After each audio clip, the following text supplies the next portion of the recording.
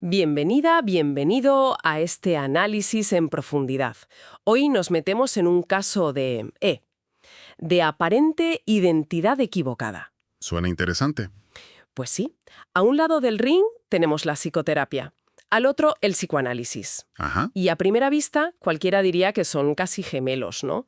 Ambos se ocupan del sufrimiento, de la ansiedad, de lo que nos quita el sueño. Claro, comparten el terreno. Pero los documentos que tenemos sobre la mesa sugieren que no solo no son gemelos, sino que quizá ni siquiera son de la misma familia. Es una analogía perfecta esa, porque operan, por así decirlo, con sistemas operativos completamente distintos. A ese nivel. A ese nivel.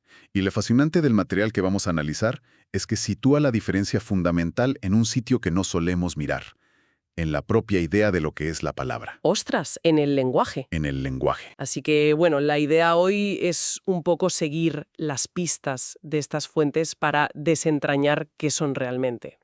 No para decir si una es mejor que otra, sino para entender sus lógicas, que parecen, radicalmente opuestas. Exacto. Y la primera pista, como dices, es el lenguaje. Vamos a ello.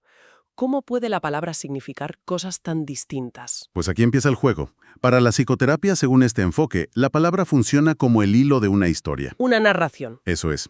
El objetivo es que la persona narre su vida, sus traumas, sus conflictos. Se busca una coherencia, un relato ordenado.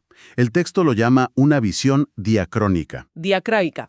O sea, a través del tiempo. Justo. Se centra en la secuencia temporal, en la línea de vida. Se asume que al ordenar el relato, se ordena el malestar. A ver si lo pillo. El enfoque diacrónico sería como ver la película de mi vida entera, desde el principio hasta ahora, para encontrar en qué escena se torció todo. ¡Qué buena imagen! Sí, es eso. Buscamos la causa en el pasado a través de lo que contamos. Exactamente. El terapeuta ayuda a rebobinar, a encontrar conexiones, a reinterpretar escenas, y ahí su intervención es a menudo sugestiva. ¿Sugestiva? Sí, guía la narración hacia un lugar de cierre, de comprensión, de sanación. Busca darle un nuevo significado a esa historia. Vale, eso suena bastante intuitivo, la verdad, pero aquí es donde, según estas fuentes, el psicoanálisis pega un volantazo. Uno muy grande. Habla de la sincronía y de un tercero simbólico, y con todo el respeto al autor, esto ya empieza a sonar a palabrería académica. Es la reacción lógica. ¿Cómo puede un simple lapsus al hablar ser más importante que años de historia? Necesito un ejemplo que me convenza de que esto no es humo. Vale, vamos a ello. Choca de frente con el sentido común, es verdad. La sincronía significa que la verdad no se busca tanto en la historia pasada, sino en lo que irrumpe en el ahora, en la sesión. En el presente. En el presente. Y el ejemplo perfecto es el que dices. El lapsus, ese tropiezo tonto al hablar. Para la psicoterapia podría ser un simple error. Para el psicoanálisis, ese error es oro puro. Oro puro. Es una grieta en el discurso controlado por donde se asoma el inconsciente. O sea que el enfoque sincrónico sería como pausar la película de mi vida en un único fotograma, uno que parece un fallo, un glitch, y decir, A ver, justo aquí, en este pequeño error, está la clave secreta de toda la película. ahí lo tienes. Esa es la idea. En esa palabra equivocada puede estar condensada toda la historia diacrónica de la persona. ¡Wow! Y por eso el psicoanalista no hace sugestión. No intenta reescribir la historia. Su trabajo es el desciframiento. Descifrar. Ayuda a la persona a leer ese mensaje cifrado que acaba de aparecer. El síntoma, el lapsus, el sueño. Todo habla y está estructurado como un lenguaje. ¿Y el tercero simbólico? ¿Qué pinta aquí? Ese es el otro con mayúscula del que habla en texto. Es un concepto denso, la verdad, pero podemos usar una analogía. Venga. Pensemos que el lenguaje es como el sistema operativo de un ordenador. Nadie te pregunta al nacer si quieres Windows o MacOS. No. No, claro. Simplemente vienes con uno ya instalado. Ese es el otro, el sistema de reglas de cultura del lenguaje, en el que ya estamos inmersos y que nos da forma sin darnos cuenta. Entiendo. La relación en análisis no es solo entre dos personas, sino entre esas dos personas y ese sistema que las atraviesa ambas. Por eso no es una simple charla. Entendido. O sea, la primera gran diferencia es abismal. Uno es un historiador que busca ordenar el pasado. y el otro es un criptógrafo que busca descifrar los mensajes del presente. Exacto. Si la herramienta, la palabra, se usa de forma tan distinta, me imagino que el objetivo del profesional en cada caso debe ser también radicalmente diferente, ¿no? Completamente. Y eso nos lleva al segundo punto clave del análisis, el deseo del profesional. A ver. El texto afirma que, en la psicoterapia, a menudo se busca responder a la demanda del paciente, satisfaciéndolo. O sea, alguien llega con un problema y pide una solución. Y el terapeuta, desde su saber, pues intenta proporcionarla. Pero eso suena bien, ¿no? Es lo que se espera. Si voy al médico porque me duele algo, quiero que me lo cure. Claro. Si voy a terapia porque tengo ansiedad, quiero que me ayuden a no tenerla. Claro, es la lógica del servicio, de la eficacia. Lo que mueve al terapeuta, según este autor, es el furor sanandi. ¿El? Furor. Furor sanandi. Furor sanandi, que podríamos traducir como la pasión por curar. Ah, vale. Y al posicionarse, como el que tiene el saber para curar, el texto dice que ocupa la posición del amo, el que sabe lo que el otro necesita. Vale, hasta aquí todo parece lógico, pero ya me espero el giro del psicoanálisis. Ya lo ves venir. Y aquí el texto suelta una de sus frases más potentes y a primera vista más extrañas. El deseo del analista no es el deseo de curar. Un momento.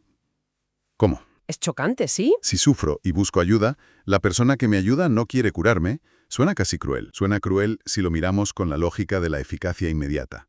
Pero desde la perspectiva que nos presenta la fuente, es la piedra angular de toda la práctica. Explícame eso. La teoría dice que el analista, en su propio análisis personal, ya se ha curado de esa pasión por curar a otros. Se ha curado de las ganas de curar. Exacto. Ha comprendido que imponer el propio deseo de sanar sobre otra persona puede ser una forma muy sutil de violencia. Es una forma de no escuchar lo que el síntoma del otro tiene que decir, de silenciarlo en vez de descifrarlo. Entonces, si no quiere curar, ¿qué es lo que quiere? ¿Qué hace ahí? Su deseo es otro. El texto es muy claro. Es conducir al sujeto al descubrimiento de su propio inconsciente. Conducir al descubrimiento. No da respuestas, no da consejos, no calma con soluciones prefabricadas. ¿Y qué hace? Acompaña, señala las contradicciones, puntúa las palabras clave, para que sea la propia persona la que se enfrente a su deseo, que a menudo es desconocido para ella misma. Esto sí que es un cambio de paradigma. A ver si lo entiendo con un ejemplo. Digamos que alguien llega a la consulta con un miedo atroz a hablar en público. Vale, El objetivo en psicoterapia podría ser, a través de técnicas y de entender la historia de ese miedo, que la persona finalmente pueda dar una conferencia. El objetivo es eliminar el síntoma. podría ser, sí. Se busca un resultado funcional. Pero en psicoanálisis, si lo he entendido bien, el objetivo principal no sería que esa persona se convierta en un gran orador. No necesariamente. Sería ayudarle a descifrar qué está diciendo realmente ese miedo sobre sí misma. Justo. Quizás ese miedo a hablar la está protegiendo de algo o expresa un deseo que no se atreve a reconocer. El objetivo no es eliminar el síntoma, sino escucharlo. Has dado en el clavo. Es la diferencia fundamental entre un servicio que se consume y un viaje que se emprende. Me gusta esa imagen. Uno busca la satisfacción de una demanda, el otro, la confrontación con un deseo propio. Y a veces, paradójicamente, cuando se entiende lo que el síntoma dice, este puede llegar a ceder, pero no porque fuera el objetivo principal. Vale, esta idea de que el analista ha tenido que pasar por su propio proceso para curarse de las ganas de curar me lleva directamente al tercer pilar de la diferencia.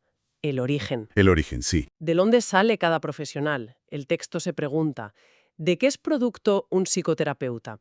Y la respuesta que da es del discurso universitario y del discurso del amo. Exacto. Lo que quiere decir es que su formación es eminentemente académica. De la universidad. Sí, la universidad les proporciona un corpus de saber sobre la psique, las patologías, las técnicas. Operan desde un saber que han adquirido y que ahora aplican. Por eso se asocia al discurso del amo. Se posicionan desde el yo sé lo que te pasa y sé cómo ayudarte. Y aquí es donde el autor cita esa frase de Jacques Lacan que es un auténtico cañonazo. Es una frase muy conocida. Una psicoterapia es una manipulación bien lograda. Vaya, eso es ir a dar en la línea de flotación. Suena un ataque directo. Suena brutal, ¿verdad? Pues sí, es increíblemente provocadora. Me imagino a muchísimos psicoterapeutas que hacen un trabajo admirable subiéndose por las paredes al oírla. Totalmente. Manipulación es una palabra con una carga muy, muy negativa. Y es crucial entender el matiz que le da el autor. Desde esta perspectiva teórica, manipulación no se refiere a algo malintencionado o perverso. Ah, vale. Se usa en su sentido más técnico. El acto de manejar, de dirigir al paciente desde un saber externo. Es el saber hacer del terapeuta que guía la narración y orienta hacia una meta. Como la eliminación del síntoma. O la adaptación social, por ejemplo. Es una dirección activa. Entiendo el matiz, aunque la palabra sigue siendo dinamita pura. Lo es. Y en contraste total, ¿de dónde sale un psicoanalista, según este enfoque? La respuesta que da la fuente es la clave de todo el sistema. Un analista es, a su vez, producto de su propio análisis, O sea, no solo de la formación teórica. que también existe, claro. Pero lo que le autoriza a ocupar esa posición no es principalmente un título universitario, es el haber atravesado la experiencia completa del diván como analizante. A ver si lo pillo. El texto dice que un psicoterapeuta se forma en la universidad, pero un psicoanalista se forja en su propio diván. Buena forma de ponerlo, ¿sí? Es casi como decir que no puedes ser guía de montaña si solo has leído libros sobre el Everest y nunca has escalado de verdad. Es una analogía fantástica. La autorización no viene de un diploma que dice «usted sabe», sino de la experiencia transformadora del propio análisis. Entiendo. Uno ha estado primero en el lugar del que no sabe. Ha confrontado su propio inconsciente antes de poder acompañar a otro en un viaje similar. Y por eso no opera desde el yo sé lo que te pasa. Sino desde el «yo he pasado por esto» y puedo ofrecer un espacio para que descubras lo que te pasa a ti. Vale.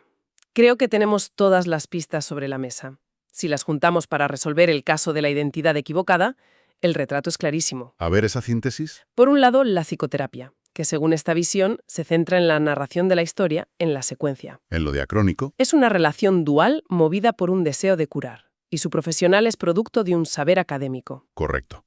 Un modelo centrado en la demanda, la solución y la guía activa del terapeuta. Y por otro lado, el psicoanálisis, centrado en descifrar los mensajes del inconsciente en el momento presente, en la sincronía. Justo. Una relación donde el lenguaje es un tercer elemento, con un analista cuyo deseo no es curar, sino posibilitar un descubrimiento, y que, fundamentalmente, es producto de haber sido el mismo paciente, de su propia experiencia analítica. Ha sintetizado perfectamente los 3 ejes de diferenciación que nos propone el material. ¿El resultado? Pues el resultado son 2 prácticas que, aunque a veces se confundan, operan con coordenadas y objetivos radicalmente distintos. Sí, una busca restaurar un orden, una coherencia, a través de la comprensión guiada.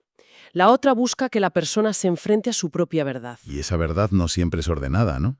A menudo es desordenada, contradictoria y está escondida en los tropiezos del lenguaje. Así que la próxima vez que oigamos hablar de psicoterapia y psicoanálisis, gracias a este análisis, tendremos un mapa mucho más claro de sus territorios.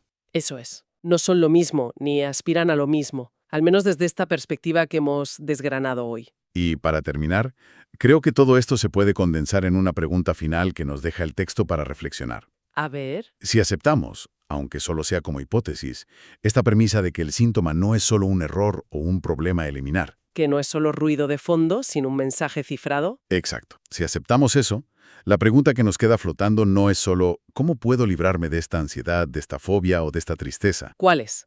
La pregunta, mucho más inquietante y profunda, es otra. ¿Qué es exactamente lo que mi síntoma, ese que considero mi enemigo, está intentando decirme sobre mi propio deseo?